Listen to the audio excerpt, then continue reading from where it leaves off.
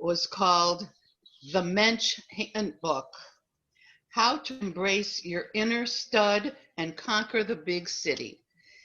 He said he was the schlub of schlubs, sloppy, and he decided he needed to be a better looking person. Where anyway, this is a handbook how to go from schlub to stud. And then this book, The Lost Shtetl, is his first novel. It's gotten great reviews.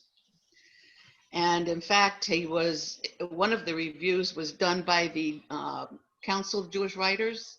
I think that's where we go to get our writers for our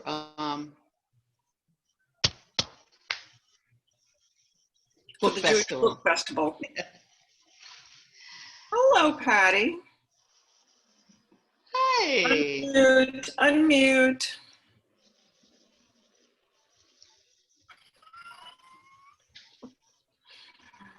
Hello, everyone. How are you? Good. Good. How are you? So there isn't much else about him.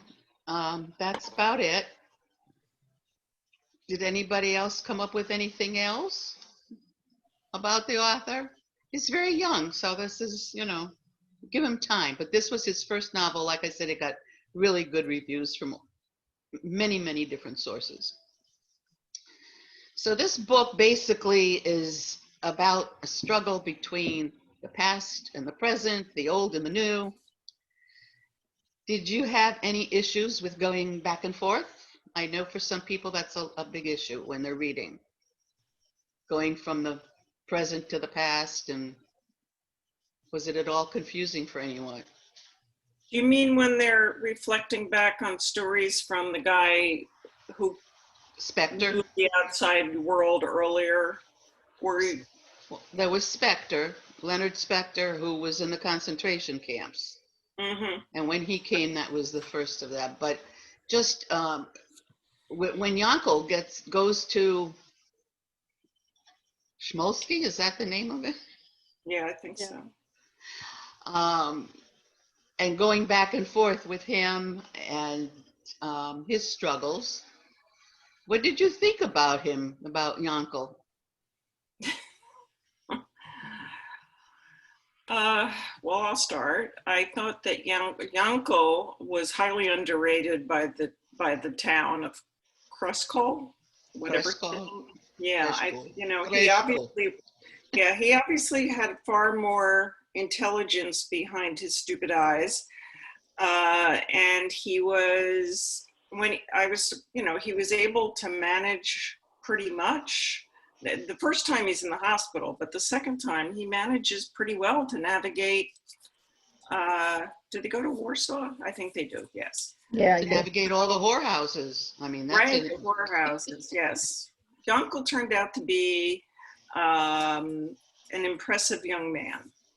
And so that was interesting. It was interesting.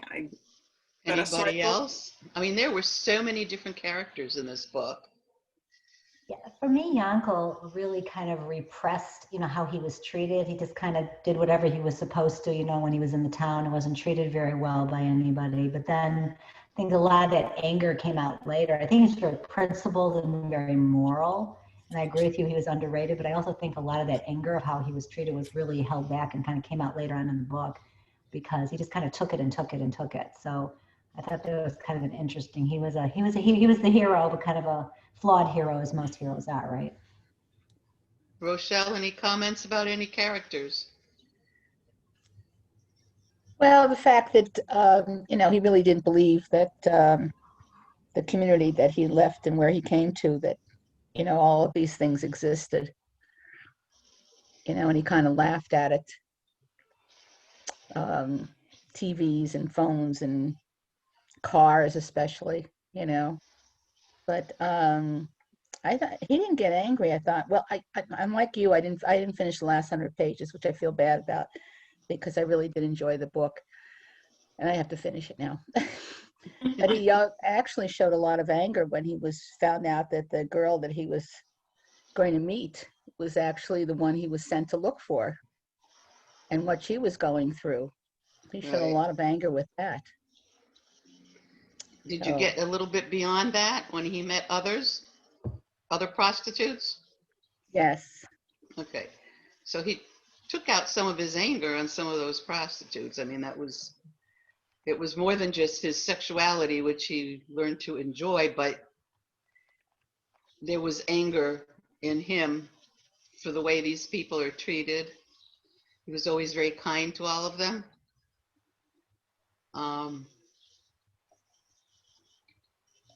Patty, what'd you think of the book? So I'm on page 64. I started last night because I remembered there was a book club and I wanted to sit in. I don't Okay. mind things being spoiled. I have a ongoing thing with my son who, when in high school, had to read Romeo and Juliet. And I said, well, everyone knows how that ends. They both kill themselves. And he was like, Mom! So I don't mind a spoiled. This is kind of interesting to find out what happens. And I do like the book. I like the way it's written. I feel sorry for Yankel already. And yes, I think a lot of anger stems from how you're treated in your childhood and sort of goes with you all your life. And I'm not surprised. The other thing, I mean, I had trouble in the beginning. I didn't like it in the beginning. Then I got hooked. I couldn't put it down. But like the first maybe 100 pages or so, I had trouble getting into it. I thought it plodded along a little bit too much. So, but once I got really into it, I really, really enjoyed it. It's very unique. I don't think there's, it's very unique. But so keep going if you find yourself getting bored, because it does get really good. I don't know if others had the same feeling. I had trouble getting into it from the beginning. I didn't I have got trouble into it. getting into it. I enjoyed it right from the beginning, but it was also the kind of book I could put down because it was in chapters. Yeah. So, because my tendency is to read in bed before I go to sleep, which keeps me up sometimes till 2. But they had a lot of very intriguing characters. Rabbi Katznelson and Rabbi Sokolov were kind of at each other's throats at many points because they disagreed very much with should they accept the modernity of modern Poland, or they want to, where they come in and they build roads and they're the clinic and the library, the post office. I mean, all these things that they want. And then, And taxes. And taxes. Of course. yes, they don't want to pay the taxes. Now, one of the things I read, because I haven't finished the book either, was that Am I the only one who finished? I finished. I think, oh, and Linda, you and Linda. Linda. Positive. Thank you. I found one summary that went a little bit farther than the others, but they talked about, where did I write it? Oh, it's on the other side. Dealing with Polish history and the Gentiles, how they told, with the war, Poland was almost completely cleansed of all of its Jews. And so they weren't used to having Jews around anymore.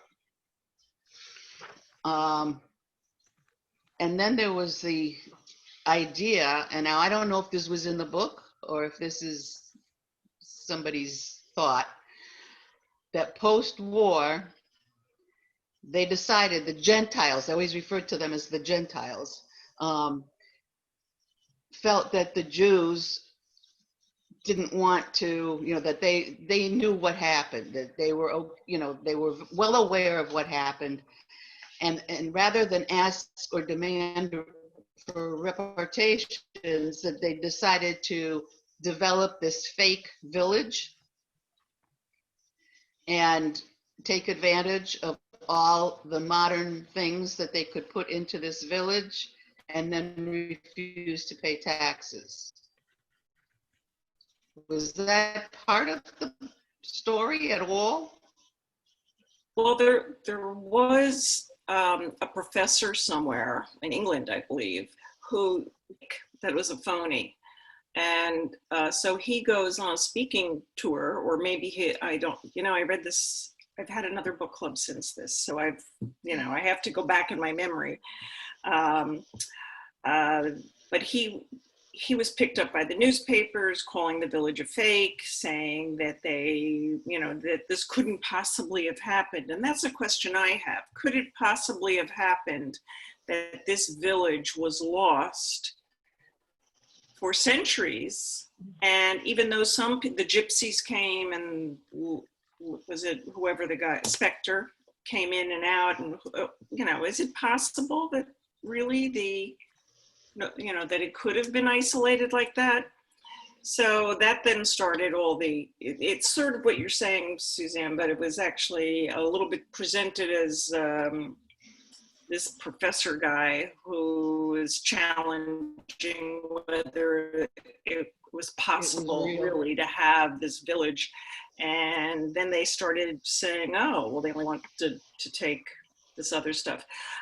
I guess that's a question I have. To me, the book was a fantasy. There were a lot of things in it that I didn't think could have really happened. And once you're past that, it's like watching Star Wars or anything else. They're a fantasy. You just accept what it says. So do I think that a village could have been isolated for that long? I really don't think so. I think, especially since the gypsies still came every year. Yeah. And then some of the other things I found, that Yankel at the end, when he starts on his quest to find Pesha, suddenly he's this techno genius that can go on, searches and, do all these other things. Whereas, a year before he was this Yankel in the village. So I don't know. He grew up very quickly. He grew up very quickly, and to me, I think sometimes when you're reading a book, you have to suspend reality and just accept what it says, and take the book at that value. Well, there were a lot of reviews that did refer to it as a type of fantasy. One of the things that I was kind of perplexed about was when Spectre, when he had his dream and he dug tons of bushes in the dirt road, so it was and made ruts and things, so it was impassable, so people couldn't get into the village. Mm-hmm. I don't know, did that come up again? Yeah, when you finish it, I think that alludes to what's going to happen. I don't do a spoiler alert, but it alludes because it alludes to a future really closing them off again. Okay. So I have the same feeling as you, Rob, about fantasy, but I think one of my closest friends, her parents were survivors her dad was an Auschwitz survivor, and her mother was Polish, and she was hidden by the nuns because her mother had blonde hair, and they hid her by the nuns. And they came from a very wealthy family in Poland, and after the war, the Gentiles stole their land and their money. And so I think so as I was reading it, I had in my mind my context of my girlfriend, the stories I've heard from her and her mother. And, I think a lot of it was fantasy, but I think the underlying foundation of anti-Semitism wasn't. And interesting enough, when my older son, he's 33, so he was 21, we went to his birthday present. He wanted to go visit camps and do a Europe trip. And so we actually stayed in Warsaw for a week. And there was a lot of anti-Semitism. The hotel concierge recommended, he saw that we had booked all these Jewish tours, and he recommended that we be very careful and not take taxis. We had wonderful tour guides. There's a significant amount of anti-Semitism still in Poland. So when I was reading the book, I kind of had these contexts in my mind. So it was a fantasy, but I think the anti-Semitism, and then, this professor writing a story that this whole thing was fake, I think also the basis of that, the people took hold of it, was anti-Semitism, how people felt about Jews. So that was my take a little bit. So it was a fantasy, but there was this undercurrent, I think, of reality that flowed through. Well, even when they come and they talk, the Gentiles come to the village and they talk to people, they're more concerned with the Bolsheviks coming in and taking over than they were with the Nazis. Right. I mean, there was a lot of joint effort between a lot of the Poles and the Nazis. I agree with you, Linda. We went to Auschwitz-Birkenau, Theresen. We started in Krakow, and we went to look. We were with two other friends, and we went to the Jewish quarter, which is sort of still there with kosher butcher and a synagogue. That I'm sorry if you can hear the dog. It's outside. My doors are open. It's not my dog. I can't do anything. It's a fantasy. There really is no doubt. When we went to that area, there, and we're reading one of the plaques, and some man starts screaming at us. And ultimately, another man is there. He says, "Don't listen to him. He's just telling you that everything on the plaque isn't true." And, you know, so there's a long way to go in Poland. Yeah. And we felt, the place we felt really uncomfortable was in Vienna. It's so funny. I was in Vienna last summer for the first time, and I've heard that from so many people. We love Vienna. Yeah, So it's interesting because I've heard that from many others when I said I loved Vienna, and they said, really? We were really uncomfortable there. I was uncomfortable in Berlin. Berlin was the place I was uncomfortable. Yeah, Vienna, I just felt an undercurrent of anti-Semitism. Anyway, back to the book. Back to the book. But anyways, I think there's fantasy, but there's unfortunately a lot of reality of prejudice that, you know, exists today in many forms. Yes, unfortunately. So at the beginning, I mean, the whole community kind of breaks apart when Pesha gets her divorce. And people hear about the relationship that she and her husband had, and she leaves. And she has developed this very independent nature, extremely independent and goal-oriented. And yet she's done that without any influence from TV or social media or the Me Too movement. I mean, nothing. It was just her. And I think that's a tribute to women, period, in general. Mm-hmm. That, you know, indeed, if this was the way the culture was, if it wasn't fake, if it was real, then there weren't very many people that did that. She was quite unique in that. What'd you think She about the still ended up as helicopters? a prostitute because she got duped. Yeah. Right. But yeah. What'd you think of the helicopters? Now, that was something I was thinking about. Don't you think that there was an airplane that flew overhead at some point, and didn't they wonder what the noise was in the sky? I'm sure they You came would up think. with some religious. Or that they flew low explanation. enough to see, oh, there's a big clearing there. What is down there? Yeah, well, Somebody would have noticed. not even that they noticed it. Wouldn't the people of Kresgol notice the airplane and wondered what it was? I mean, I don't know. Maybe They didn't. I I don't didn't know. find that too really. They flew in a slightly different direction and they missed them. I I don't know. didn't find that too It's, realistic either, but I think part of it too, and I read one of the reviews, it's kind of like what if someone really didn't know about the war and was sheltered from it, you know, and it's kind of something, you know, it's a nice what if that part of the world could have been spared. So I don't know. It is a That was fantasy. a unique idea, you know, that he came up with. And yeah, then you could start looking at it to say, why didn't he see airplanes in that?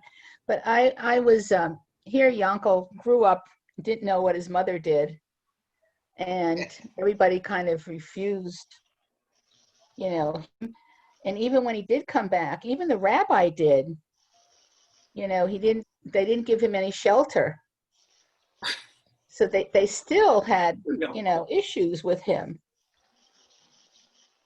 And I thought that that was interesting that even the rabbi didn't help him. right. Yeah, poor uncle. That was sad. Sad at the end too when you guys read it. Spoiler alert. Yeah, I know that. Well, Patty, you said only 64 pages, and I think, Suzanne, you said you had a few left, right? Well, it's probably more like the last 100. Okay. Because one of the Okay. things was I wasn't sure how I felt about the end, but we probably shouldn't talk about that. I know I didn't understand the end. I want to know if anyone can enlighten me, but I know, I kind of felt that way too. The end is kind Okay. of, it just leaves things up in the air a bit. We won't go into what happens and why. That's and so all we can that. discuss it. no, you guys need to. We don't want to spoil it for you. Yeah, and I just didn't really understand it. It I didn't get it. The way it ended. There are all Yeah, sorts of noises maybe- here. Maybe you guys will figure it out. Maybe we can I cover will. that. We can cover that at the next one. Now I'm really I may- curious. To the end, and you know what, and you understand why it ended that way, Mhm. send us an email. We Well, could maybe do he's a looking for a group sequel. email. I thought maybe there's going to be a sequel. I actually thought that maybe it's a sequel because That's where I came to does he keep reconcile that I couldn't figure it out. does he Really? keep chasing her forever? You know. Yeah. Anyway, we'll try not to spoil it That's too. interesting. You think he might have left it that way to be open for a sequel? Now you're going to have that in your head when you read it, so maybe you'll go. Yeah. Don't think that way when you read it, but when you do read it, let us know why you think he ended it the way he The ended way it. he did. Okay. Yeah, All right. I really enjoyed the book. I've enjoyed it so far. I Yeah. really have. But like I said, it was easy for me to put it down because of the way it was constructed. Sometimes I get into a book and I can't put it down. I just want to keep going and going and going. But usually I would be so tired that I'd read to the end of a chapter or 2 or 3 or whatever. Time to go to sleep. But last night, yes, I was having very strange dreams. About Hopefully not this about Yanko. or about everything. I find that I'm dreaming very strange dreams. Oh, yeah. Because of the pandemic and the politics and everything. And that's when I told my doctor I couldn't sleep and I'm having weird dreams. She said, everybody is. Yeah, it's true. We are all I've been on an experiencing that. anti-anxiety med for quite some time now. And one of the side effects is weird dreams. Ah. I dreamt the other night that I was with my mother. Now, my mother passed away in 2090. I was with my mother. We were both younger. We were back in Newburyport, Mass, where Adam and I used to live. And our house had been purchased along with the house next door, and there were lemon trees. Massachusetts aren't too many lemon trees growing outside. And I just remember showing her all these lemons. I said, look at that. And people aren't even picking them up. They're just laying there on the ground. They're going to rot. And she wanted to pick up all the lemons. I said, no, the neighbors are watching us. Don't touch. That was my dream last night. Well, you know, my husband night. was a shrink. And one of the things he used to say about dreams was that dreams are disguised and they're actually other issues in your life. And if you Yeah. think about it, you can, attribute it to this, whatever is going on, or even if it's something in the past. Oh, Yeah. sure. Uh, I this will believe it. all be over someday. It will. Better days are ahead. It's coming. We just have to wait. For us, I don't know. I'm from Chicago. We were supposed to go back for Thanksgiving. I've never missed a Thanksgiving with my kids or my parents my entire life. And we're just not going to go back because of this. I took Adam on a doctor's appointment this morning, and I was in the waiting room waiting for him. I didn't need to go with him, and a woman came out, and she was paying her bill, and they were talking, and she and I started talking. They were supposed to go back up north for Thanksgiving, and she's got 16 grandchildren and step grandchildren. And she said, we always get together. And she said, they all called and said, don't come up. We don't want you here. Yeah, our She said, son. we're not going. Yeah, our We're son not told doing us not to anything. come. We usually have Thanksgiving with my cousin and all his kids down here. He's not doing it. You Um, can't, it's not safe. It's not safe. But you know what? I like to look at the other side and count our blessings too. We have a lot to be thankful for. A lot of I people. can't hear really- you, Linda. I Could said we you? have to count our blessings. A lot of people have had a really, really rough time here, and Oh, yeah. everybody has their own circumstance. All of us know people who have COVID, but it's tough. I know people, friends, businesses have gone. It's very, very tough. So Yeah. the better days are ahead. Vaccines are coming. I just retired. I worked for the pharmaceutical industry for 30 years. There's a lot of smart people working on this. Which company? I work for Astellas. I'm a lawyer. I was a lawyer. I guess I still am a lawyer. I retired April 1st. So I work for a Japanese pharmaceutical company called Astellas. Okay. And I was spent Johnson. about, I do was you know Johnson that? and Johnson. Okay.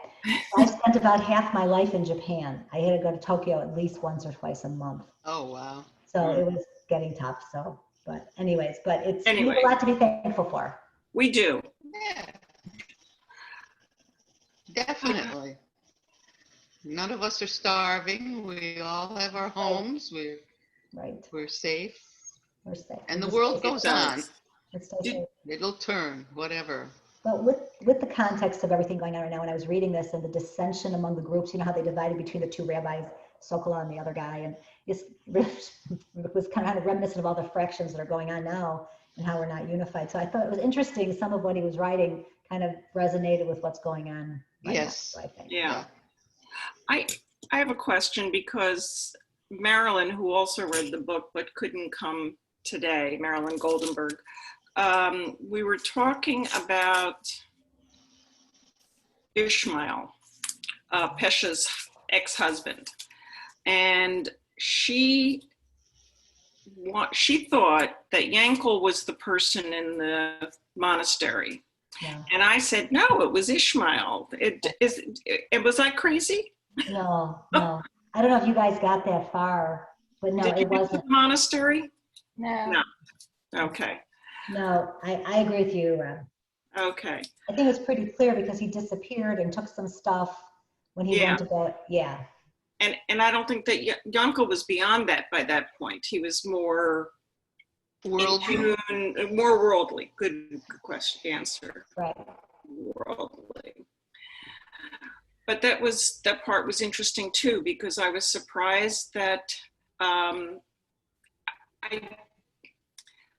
I know that Ishmael loved Pesha and never wanted the divorce, but I was just surprised that he pursued her to the point where he was basically starving and didn't have any idea where to go.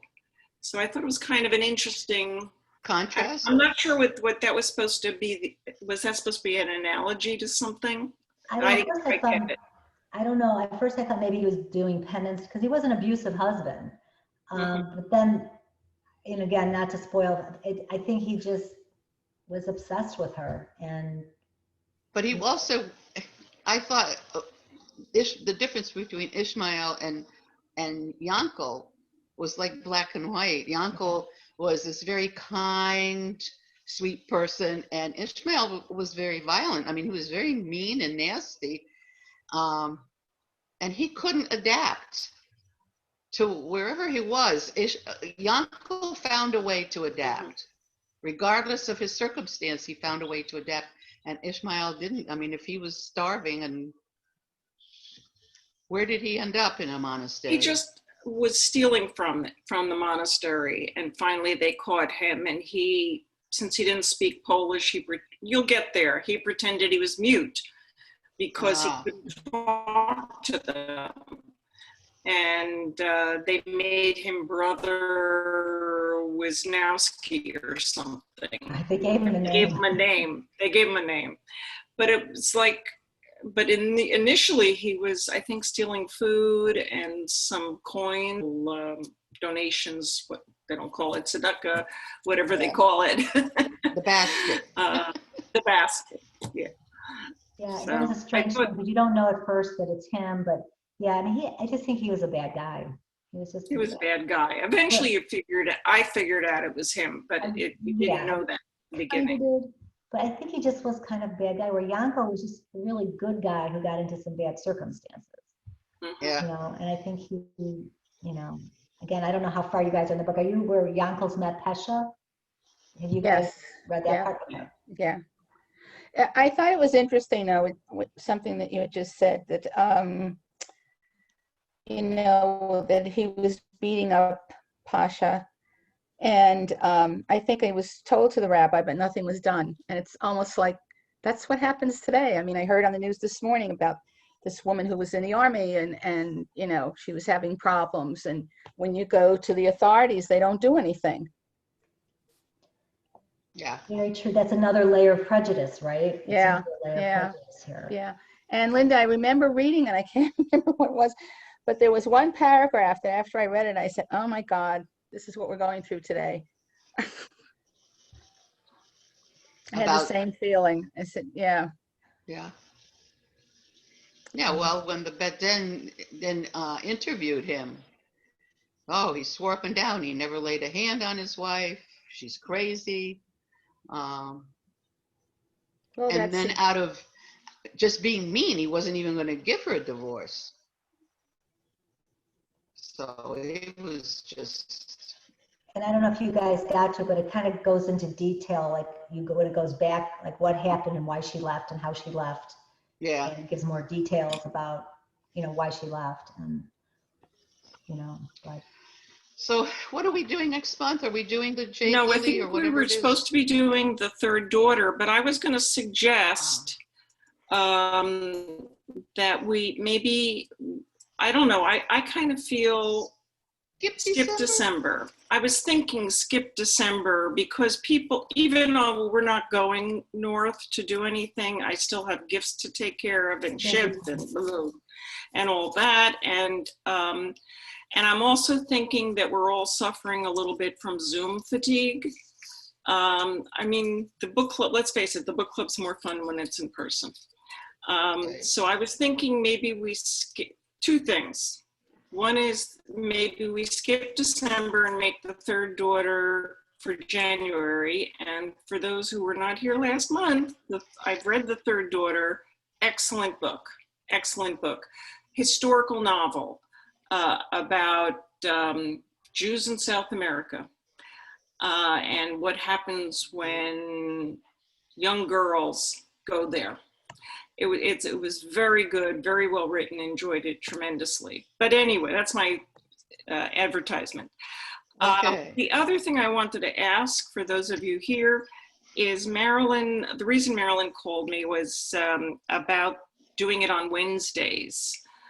We used to do this Mondays, the third Monday of every month, but when Nan Fogelson bequeathed it to me, I have, my other book club is on the third Monday of every month, but at night. So I was doing lunch and I was doing dinner. So I changed it to Wednesday. The question is, do we want to go back? Is Monday a better day? If we did it like the second Monday, that would be fine. It's just that both of these were the third Monday of every month. So is Wednesday okay? Wednesday's fine with me. Wednesday's Okay. okay. All right. That It's was just, for me, it's a very full day because inevitably my cleaning people come. Sometimes I have a hair appointment in the morning and then my cleaning people come. They're usually, I tell them they have to be out of here before 2 o'clock. And then I Zoom again at 4:30 with my college group. oh. So, but other than that, I mean, it's fine. I went to the gym. My cleaning people came. I went to the gym and then I did water aerobics, which is why my hair's like this. And then I came home, had a quick bite to eat, and here we are. It works. Works. You fit things Is in. the third daughter available in paperback?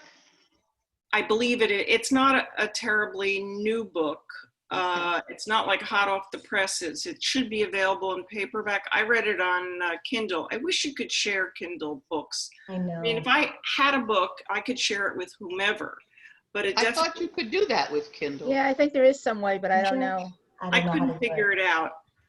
But it was I enjoyed it. And I read it for the other book club last year, I think before COVID. So it's been out at least a year. Oh, that's not bad. Okay. Well, unlike that, The Lost Shtetl just came out in October. Yeah. Yeah. I also read it on my Kindle. Me Yeah. too. I Yeah. saw And I that in the Jewish Federation, in the Star, they had all the listings for all the books for the festival. And I saw see that the Last Kings of Shanghai is one of the books. Right. That's one of the books. And I think the book we're doing from NJC is something spies. I'm not sure. Are we sponsoring again? We're sponsoring, but not in person. So it's just a donation. Right. But when I looked it up, because I didn't know who the author was, and of course I've also forgotten the name of the book, it's soon to be a major motion picture. So that's kind of exciting. But that's our book, apparently. So that'll be our claim to fame, huh? Yeah. We should get a good response. Did you guys do The Nightingale? Did you guys do a book club on The Nightingale? I don't know, was that might have been before my time. Did we do it, Suzanne? Great book. Which They're book? making I a movie. couldn't hear. The Nightingale. It's Kristen Hanna, I think, is the author. Really great book about two sisters during the war. They're making a movie with the two sisters. I can't think of their names now for a moment, but Dakota Fanning and her sister. Did you guys read The Nightingale for book club, or maybe not? No, I read it. I've never read it. It's a I wonderful don't- book. Great book. Great book. You should read it. Really, that you won't be able to put down. It's Yeah, really that one good. was good. It's was very good. So that's like for another time, I guess, maybe February even. It's a World War II book. Takes Yes. place in France, occupied France. Yes. Yes. And yeah. Say the title. The Nightingale. She wrote a number of books. The The author. Nightingale. The Nightingale. Yeah, The Nightingale. Like the bird. Yeah. Yeah. She wrote a number of remember books. reading. I've tried a couple other books. I didn't like them as well. Kristen Hanna, I think, is the name of the author. This one's worth it. It's something Yeah. we could read. Okay. I did that There was one. another book that we read that took place in occupied France. Oh, the one about the spies? The spy ring? That of England? Oh, what was No. that? Ah, I don't Girl remember. Goes Blind. No. You know. Oh, yeah. And she meets the German boy in the burnt out town, Right. and they help each other. I Yeah. can't remember that. What That was was that a good- called? You're right. She was blind. And she was blind from. The light we cannot see. Oh, Right. Something like it. that. yeah. I You haven't didn't like read it, or you did? I've heard Yeah. of it, but I haven't read it. That was a really good one too. My girlfriend recommended that one for me. Mhm. That was an excellent book. We've read quite a few really, really good books. There were a few that I didn't care for. Other people liked very much, but I think by and large we've had really good books on our list. Yeah. Anyway, Dick, I don't know if he's listening in. I'll ask Dick to put out a note that we're postponing December to January, and it'll be the third daughter by whoever it is on the third Wednesday on of the third Wednesday at 2:00. Okay. Okay. Very good. Thank you, I'll everybody. give people a date just so that they don't misunderstand. Right. Patty, will I see you tomorrow? Well, see you in quotes. Who are you talking to? Patty, Mahjong. You're muted. You're muted. I couldn't hear. Did you say Probably. something? Oh, okay. You're What going to else be. am I doing? I know. Now, how are you doing Real mahjong? Yeah, Real Online? Mahjong online. It's Gusty Patty, me, Want to and play, Suzanne? I'm sorry, couldn't hear you. Suzanne, do you want to play?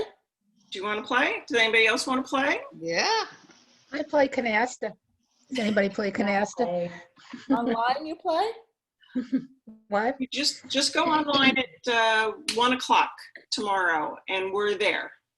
And it's called, Patty her name is Patty Osharov.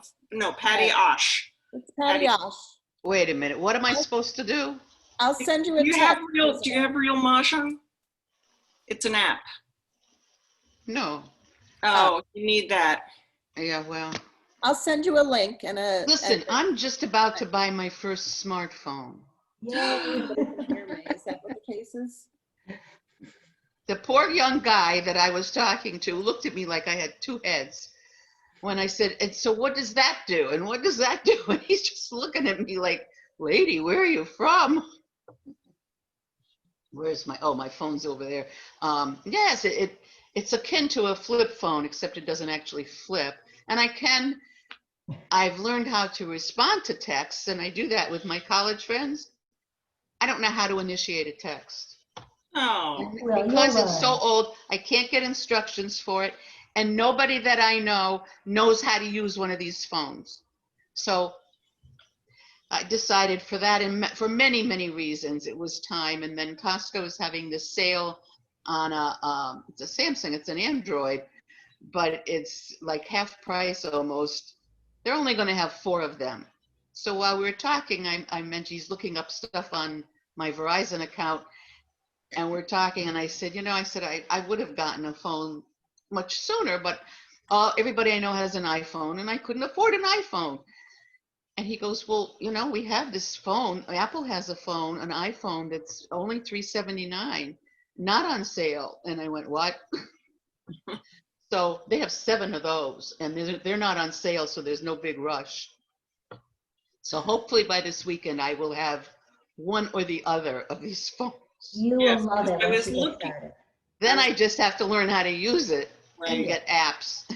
I was looking for your phone number so I could send you a text. Well, I had- you can send me a text and I Yeah. can respond to it, Okay.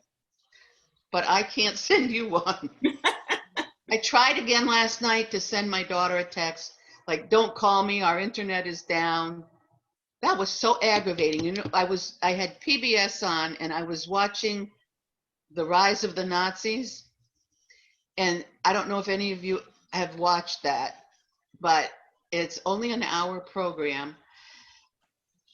And different people were scholars of specific people. There was one person who was all about Adolf Hitler, another one about Himmler, and right in the middle of it, all of a sudden it starts repeating, and it's repeating like a broken record over and over. And I'm thinking, okay, it's been 10 times already. What the hell's going on?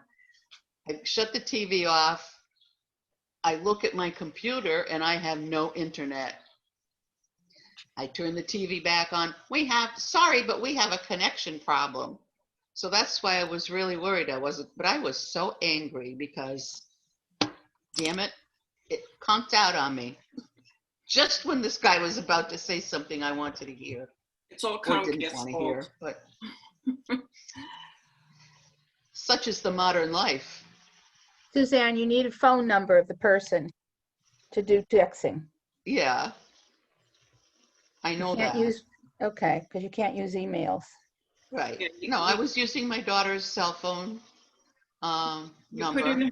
You put in their cell phone number, not her name, but her cell phone number. Well, Right. sometimes if you have them in their contacts, you put in the name, the cell phone number comes up. So mine comes up, she's the only one I have in contacts. She's my ice and whatever. And I forgot that she was even in there. So I pushed contacts, she was there, I clicked on it.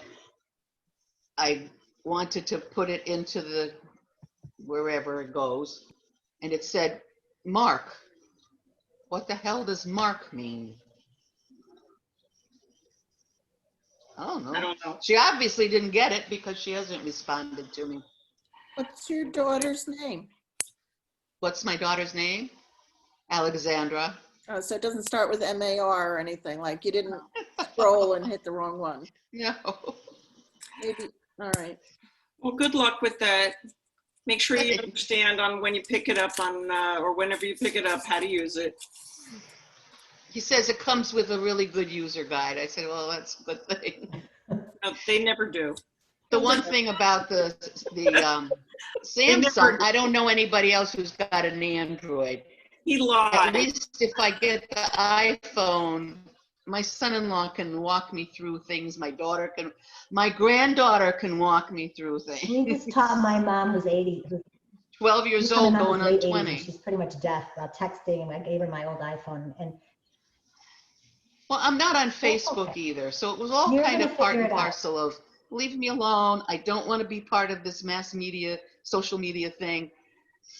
There you go. But I'll tell you, with Adam, it would come in handy to have certain things available. So Good luck with everything. that was I hope, that. I hope everyone has a good holiday. I have to jump Yeah. off, but thank you. I hope You everyone also. does. Happy Uh, holiday. Thanks, Suzanne. Appreciate it. Thank you, guys. I tried. Bye-bye. Bye. Hi. Take care. Bye.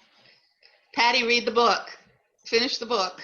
I'm reading it. Bye-bye. Bye.